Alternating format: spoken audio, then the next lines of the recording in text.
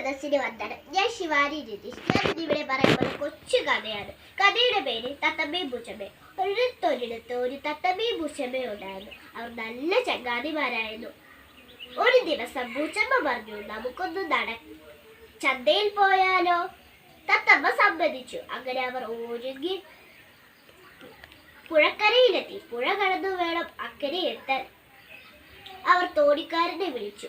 ഹോയ് തോണിക്കാരാ, വാ വാ. ഹോയ് തോണിക്കാരാ, വാ വാ. അങ്ങനെ തോണിക്കാരൻ വന്നു. തോണി തുഴഞ്ഞു ചന്തയിലെത്തി. പൂച്ചമ്മയ്ക്ക് എന്തുവാ ഇഷ്ടം? മീൻ. തത്തമ്മയ്ക്കോ പഴം. അവർ രണ്ടുപേരും അവർക്ക് വേണ്ട സാധനങ്ങൾ മേടിച്ചു. പൂച്ചമ്മയ്ക്ക് കൊതി കൊണ്ട് സഹിക്കാതെ വരുന്ന വഴി മുഴുവൻ മീനും തിന്നു തീർത്തു. തോണിയിൽ കയറാൻ നേരത്ത് പൂച്ചമ്മയുടെ കയ്യിൽ ഒരു മീൻ പോലുമില്ല. തത്തമ്മയാണെങ്കിൽ ഒരു പഴവും തൊട്ടില്ല. തത്തമ്മയോട് പൂച്ചമ്മ ചോദിച്ചു, തത്തമ്മേ ഒരു പഴം തരുമോ? ഇല്ല. തത്തമ്മ ഒരു പഴം തരുമോ? ഇല്ല. തത്തമ്മ ഒരു പഴം തരുമോ? ഇല്ല, തരില്ല.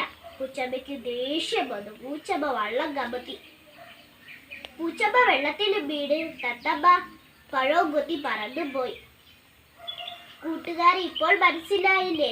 അവനവൻ കുഴിക്കുന്ന കുഴിയിൽ അവനവൻ തന്നെ വീഴൂ. കൂട്ടുകാരെ, എല്ലാവർക്കും ഈ കഥ ഇഷ്ടമായോ? നന്ദി.